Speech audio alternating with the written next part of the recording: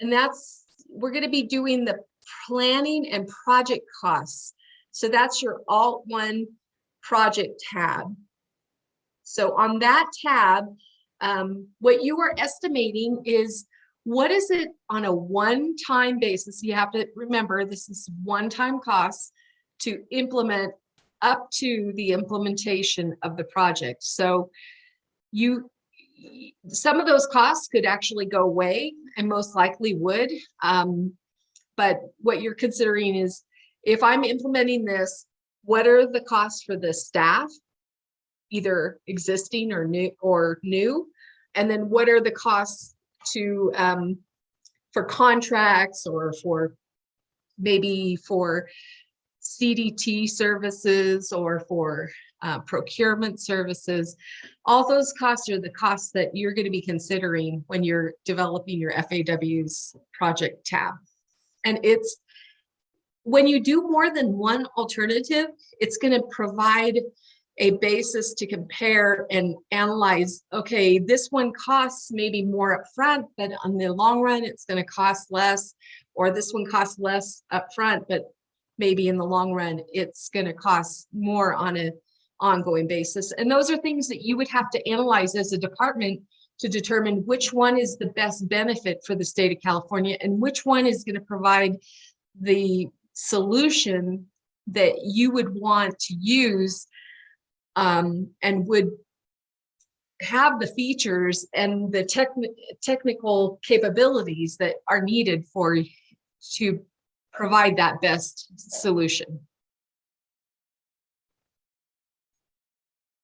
So on the project costs, it's very similar to the current operations tab. It has, that same area up here where, it lists the department name, the project name, and then also the project number. This one, you are going to have some planning, most likely.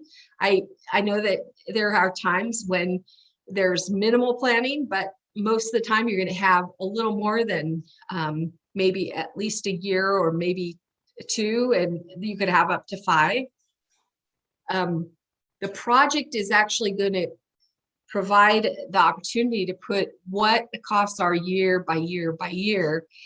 And one helpful tip that I will say is helpful for you as a department and for the reviewer, the PAO manager or ITCU, is having those dates put in the to specify what dates you're talking about. So in this instance, we're talking about in this sample, October 1st, 2018 through 6/30/2019.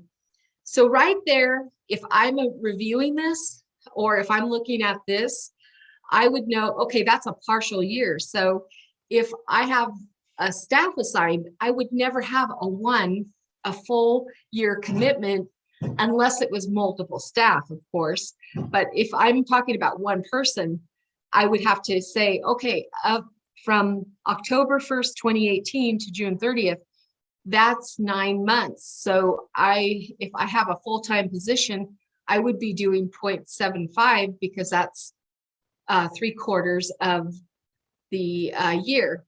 And as you can see, I went ahead when I did the sample, I changed my decimal point so that you could see it was 0.75. If it was not changed to 2 places after the decimal, it would show 0.8, which is okay. It's going to add the right amount. It's just from a visual standpoint, it helps to see what was actually put in the cell. So here it's showing that it was a full fiscal year. Right here on this column, it shows that it was from 7/1/21 to 4/30/22. So we know that that's a partial year. And as we showed on the current operations tab, you can have up to 10 years. You can have up to 5 years for planning. So as is the case with the other sheet. The columns were hidden that are not needed, so that it provides a more succinct viewing when you're reviewing or showing the FAWs to your project team or to your executive management, so that they could see this. Instead of looking at some blank rows and blank columns, they could see just what they need to see. And of course, reiterating, never delete a row, never delete a column, always hide them if you don't want to see them. So these are the one in the planning. You're going to do stages 2, 3, and 4. Any of the costs related to prior to getting that approval for your project. So if you are in the planning stages, that means you have not yet received your project approval letter that says you're approved to go forward as an IT project. Once you've gotten that, then that's where you would be projecting that these costs would be. So in this case, the project team is estimating that on July 1st, they'll go live as a project.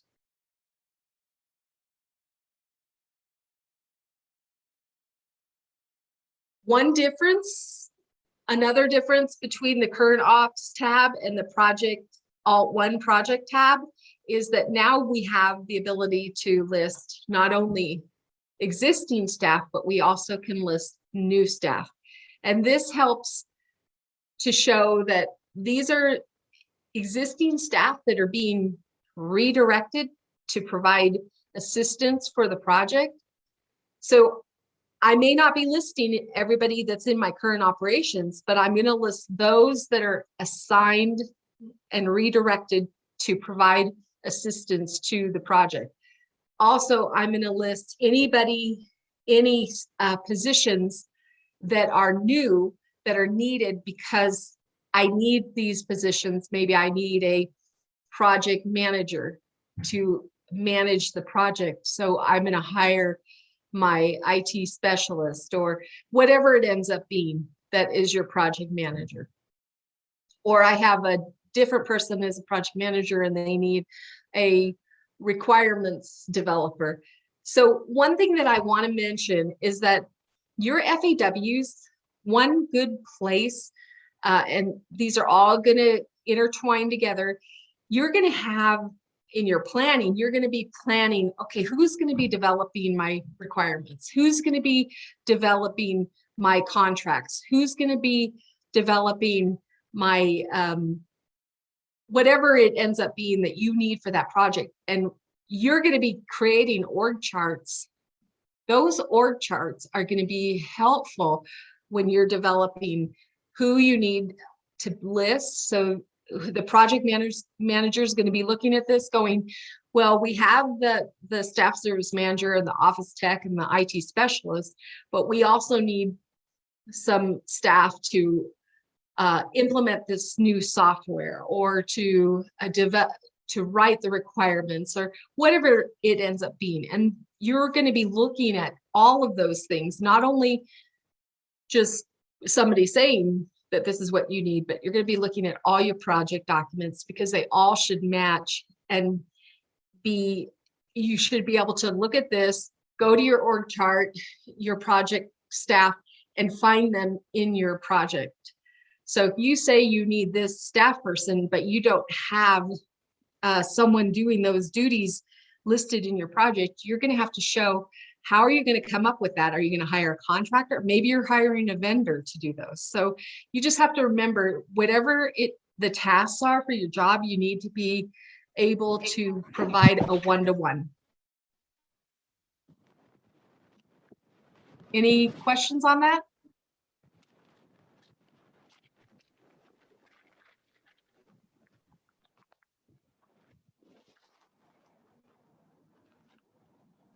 Yeah, Nancy, I do have a question. So right there, you just had the classification IT spec. Do you put the role there as well? For instance, would it be IT spec project manager? I absolutely, if I was doing the FAWs, I would, because it's going to help me know that I did assign that person and I have a body or a position that I have assigned that role to. I mean, that's me. You don't have to, but I think it's helpful for review purposes when you go to look at and make sure that you have accounted for all the tasks and everything that needs to be done, that you have listed not only the position that you believe would be appropriate for those tasks, but also that you have identified it at the funding needed for it. Hey, Nancy, I'd also like to add that when you're working on a staffing plan in stage 2, this helps you align your staffing plan to who those positions are coming from. So a lot of times that's what people will do. They'll add the name or from the classification, they'll put the role or the responsibility in there as well. Perfect. Thank you, Tim. Hi, Nancy. Any other comments? Yeah, hi, Nancy, can you hear me? Eric Aguilar here. Yes. Yeah, hi. So when it comes to new staff, right, if I'm looking at your screen now, it says positions during planning. Let's say that you need 1 and 1. Though the new staff, the same new staff will carry on to the execution of the project. Let's say it's 3 years. So those new staff, those numbers are carried on, right? Let's say for planning the planning phase, and also the execution phase, right? Though that 1 and 1 will be showing throughout the life cycle of the project. Yes, very good comment. That is something that you have to make sure that if you have a new staff, so in this example, there is no positions during planning. Probably if we went on, it was during the project that this IT specialist was needed.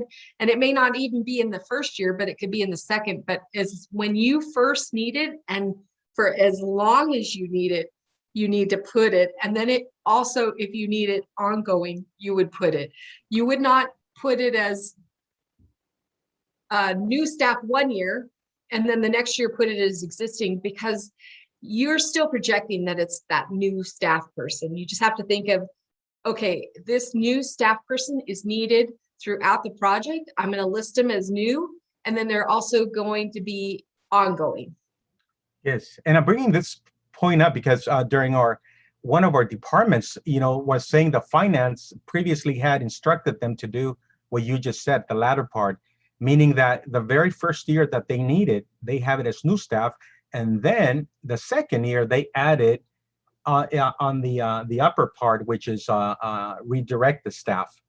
But to me, that did not make sense. So we instructed them to do, as you said, meaning that the first year it's new staff and you carry those on for the life cycle of the project, right? Of the project, because sometimes they confuse the life cycle of the project with the accounting or the accounting or allotment of those new staff, which is different. Right. I think that a good way to think about it is if you have that new person in a bucket as new, it's not like you're going to keep asking for that same position. It's just you're going to ask for them, but you're going to ask for them for the continuous length of the project, and then if it's needed, if they are needed still for ongoing. And I think the problem, if they went ahead and listed them as new and then showed them as existing, what it would look like is that they only needed that new staff person for 1 year. It was a temporary assignment, but then after that, they're going to use existing staff to fund their project. Okay. So Nancy, this is Michelin. I just want to, maybe Tim or Ron or somebody can validate this. I thought my understanding was that new staff was any staff that was hired on with project dollars and that they weren't currently working with the department. So that's what I would keep, and that they would stay new staff throughout the project life cycle. Is that what you're saying, Eric? Is that what That's correct. Okay, that's that. I was just wanting to be clear. All right. Yeah, you would not ever change them because they're just still new. That position is the same position, but it's new throughout the project. And the way you explained it, I think was better, that it's really you're using those new dollars to fund them. It's not adding an additional position, it's just adding that position throughout the project.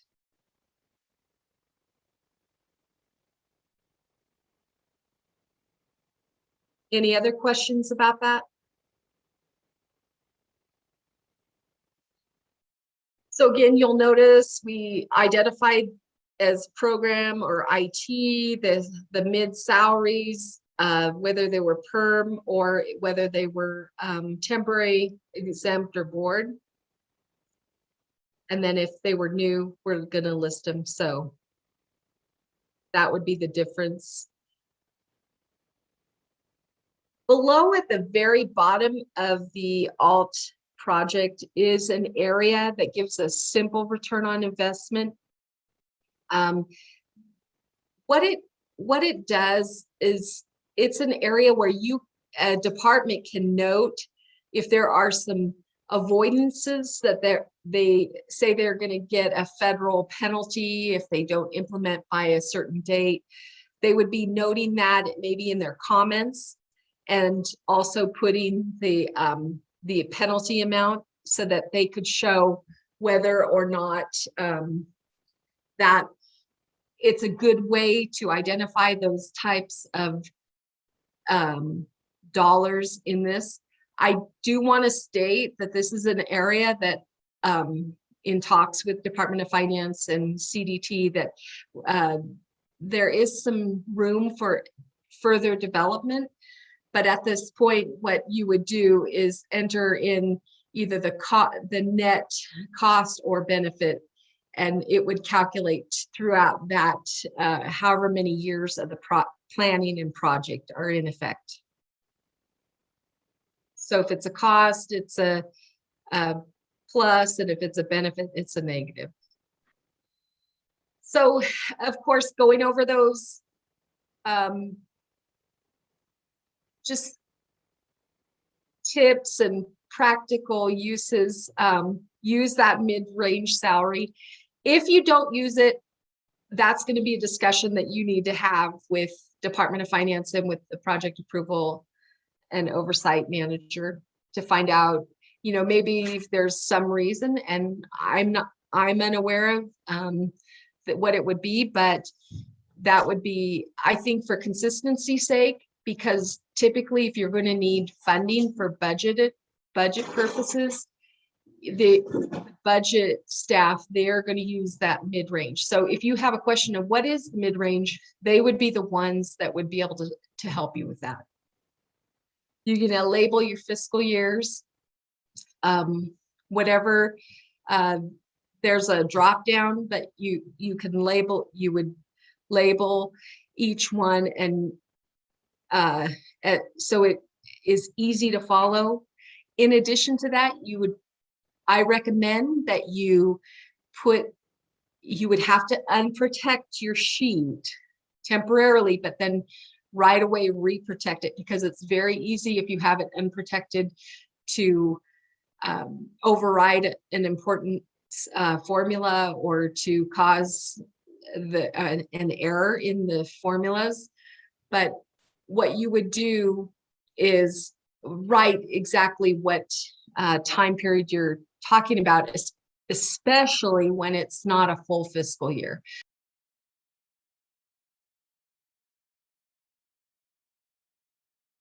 I'd like you to open your FAW's training exercise blank.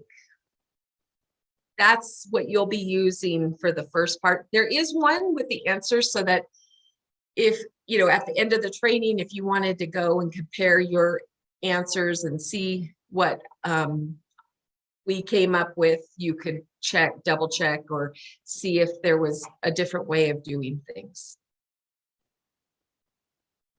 So just to go back a little bit, just to remember a few of the things. Remember to prorate when you're when it's less than a full year. So like in this case, it was October through June, so it would be prorated. Put your planning in the planning columns. And then also put your project, when you are actually approved after stage 4 to move forward with your project, then you would be putting it in your project costs. And that's where you'd be estimating those costs. And again, go ahead and put those in, and your dates would normally, if it's a full fiscal year, it's going to be the 7/1 through the 6/30 of the fiscal year that is you've selected. So here is a complete fiscal year.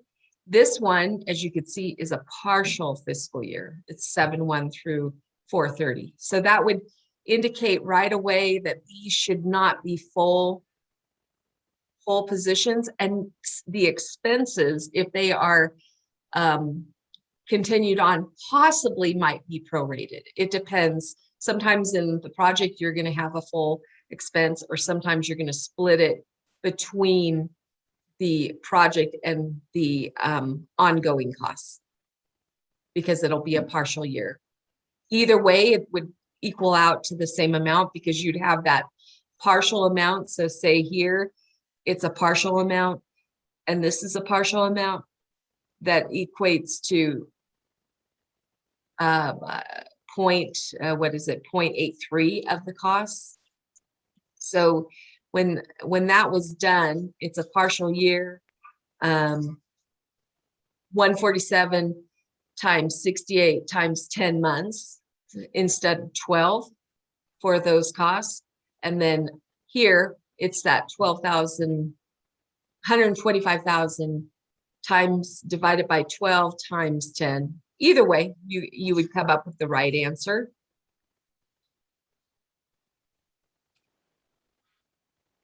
And same with this, it's 2,000 times each month, so there's 10 months. So what I would like you to do is go ahead and fill out your exercise tab on the Alt 1 project costs, and that following the information that's on this exercise. Does this look like what everyone else got pretty much for this staffing? You have the staff services manager, office technician, IT specialist, and it looks like during the planning they only were needed for a partial year, because that planning year was October 1st through June 30th. So instead of it being a full year, it's a partial year. And that's important to note, because when you're doing your planning, you want to make sure that you are considering when you have full fiscal years versus partial fiscal years. Because if we had put a 1 here, it would really be over estimating the cost of the project, because really we need that position effective October, not July. According to the exercise that we just did, there were 10 months of planning, and then there were 2 full years of project work where the implementation was being done, and then 1 partial year again, which was July through April of the following year. So that again was a partial year. So it would be incorrect for this to show a full year, because it's really a partial year for that staff services manager and that office technician. And then also for you'll notice that these new staff were placed not in the area where there were the existing or redirected staff, but where the new staff would come on board. And as you can see, that IT specialist and IT associate, they were not needed during planning. They were brought on during the project. So they show the full 1 position for each year, and then that partial year, because it's only taking into consideration that July 1st through April 30th. And then the percentage, same percentage for all classifications. So it was done here in the department benefits rate. And also there was nothing, no positions, new positions during the planning. So you didn't need to put that 30. If you did, it wouldn't hurt anything because it calculates based on what's up here. Here is, again, the 30-30, and those are calculated based on the salary. So it automatically will do that prorated rate. And then you have your totals for the project, and then your totals for the planning in this darker blue column. I prefer to do it like this. It's one position times 10 divided by 12. So 10 months is the portion of the full year that are in question. And when we do that, it automatically comes up to that 0.83. And we have basically put that decimal point to 2 places. So if we put it to 1, it would look like 0.8, which it's okay. You can do that. It's just that by doing it this way, you really see a little more of the fraction that was used. Does that help? Yes, thank So if I had, let's say I had 2 positions.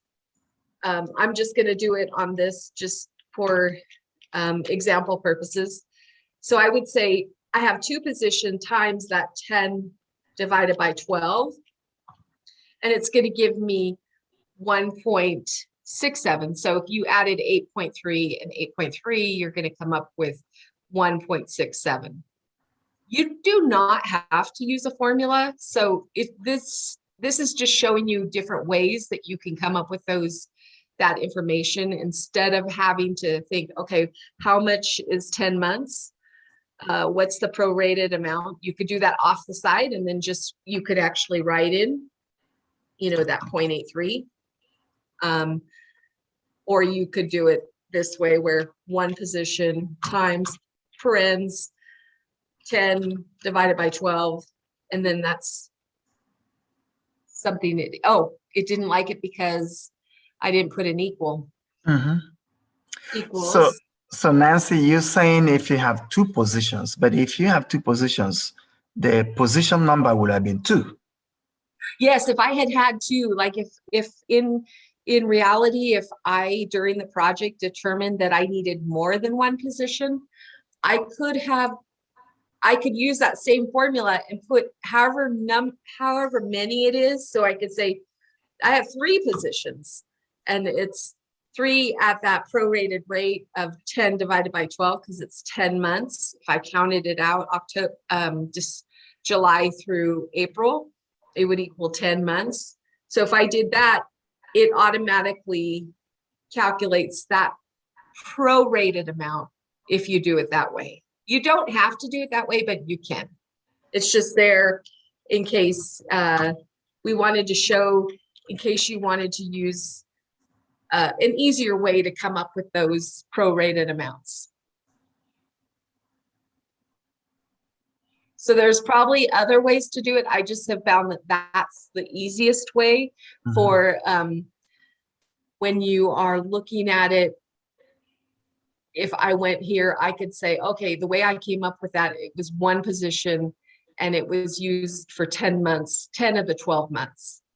And another thing that I wanted to show you on this Excel sheet with the answers, all the rows and columns that we did not use are hidden, but they're there in case you ever did want to use them. You would just say that unhide, and you could add more, additional time if you needed to.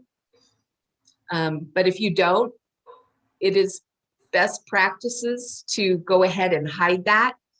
Additionally, same thing with the project. There's an additional 7 years on this one because there's a total of 10 that you could use. So here's those additional years. But however, when you do that, if they're blank, it makes the sheet very difficult to view as one sheet because your eyes would be drawn across and there's no information in it. So it's better if you know you're not going to need it just to hide it. Also, same thing here. If you look on the side, rows 11 through 118 are hidden, but if we wanted, we had another staff person, we could unhide it. We could put that additional staff person if that was the case. And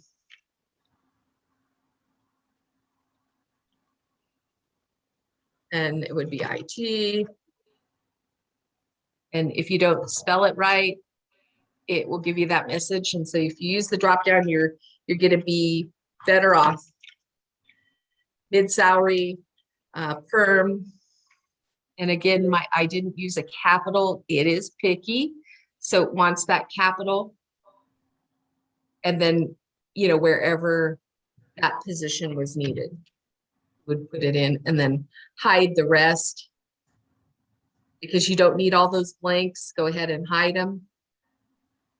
By selecting all the rows, right click, and then say hide. So I'm going to go ahead and erase that since the example didn't call for it. Same thing with this. There's between 131 and 230. There's all those blank rows that if you needed, you could use. We have on this one, the 30%. We could have 30% here. And as you can see, it didn't calculate anything because there's nothing up here.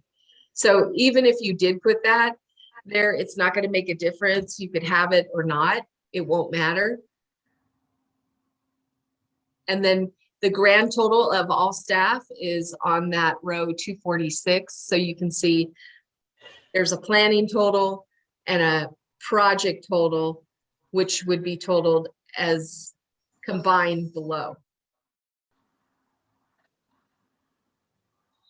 Now, when you go into the OE&E, how many of you were able to complete that portion?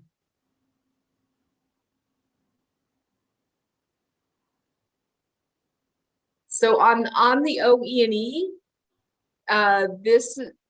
you are able to put your information in these rows, and you'll notice that there's many, many, many hidden rows.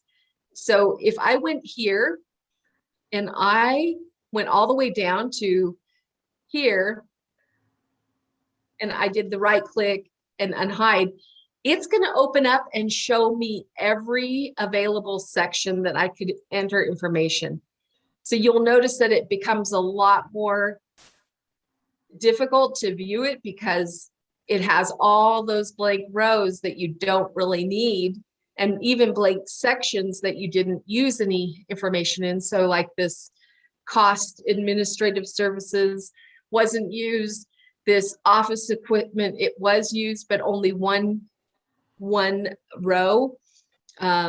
We have the unclassified special adjustment. We have the local assistant that would be there if your department used that. So all of these rows and columns that you don't use, best practice is to go ahead and hide them. So I usually will hide the blank ones and leave, of course, the subtotal. So right click, hide, and it hid it. Again, often for me, I like to leave one blank because then I know that I don't have any hidden information that's being calculated. I know that that's where my information ends and my calculations ends. So on this department services, if I don't have any department services, I would take that whole heading over here on 283, go all the way down to the subtotal and just hide it. And then that way, when you're viewing it, you're only seeing the actual categories that you are using. Does that help? So it's pretty easy, just to kind of clean it. Again, another section that there's nothing in it, so it can be hidden all the way. More rows that no information's in. So hide. The other has nothing, so I would go ahead and hide that. And I know it is a little bit of a time-consuming process, but for viewing purpose and future viewing purposes, it does help when you only show the information that is really needed. One thing that I think is good to see are the prorated, amounts here. So we have $147 an hour for project approvals and oversight costs. So this one, of course, is for 9 months. So the way that it was calculated is 147 times 30 for 30 days times 9, or 30 hours, sorry, 30 hours. So 147, 30 hours a month times 9 months. So that's how that prorated was calculated. On here, it was 147 an hour for 68 hours. So that one, for the calculation, 147, 68 hours times 12 months. Same with this one. This one prorated 147 times 68 hours, but there were only 10 months. So that, to me, that makes it a little easier when you're calculating these. You don't have to use a formula. However, it's there if you need to. Again, this information in the quantity columns is really for your benefit to determine what is the best information that will help you as a department and help CDT and also Department of Finance to determine how you calculated those dollars. If you don't put anything, it's okay. It just would be, you would have to explain a little more. How did you come up with, if I just put in there 130 or 39,690, if I put in that amount without explaining that it was for 30 hours, it would be a little more difficult to determine. You'd have to always remember that and maybe even note it in your comments. So you could note that. You could say 30 hours for planning. All the other months were 68 hours. The first and the final fiscal years are prorated for partial months. I mean, you could do that too. I mean, that would be fine. It's just somewhere where a reviewer, either your department reviewers or CDT or Department of Finance, could be able to go in and see how you came up with those amounts. So we have some more prorated here. 2,000 times 10 months, because that's 2,000 a month, and so on. So it's fairly easy, and you do have some flexibility in those white cells. My recommendation for departments is when you go to put this information, say for the monthly, like for the prorated amounts, either put it in your comments or contact your PAO manager and have them help assist you with getting that information in there. And they could either assist you with providing how to, or having it sent to them, and then they would return it to you.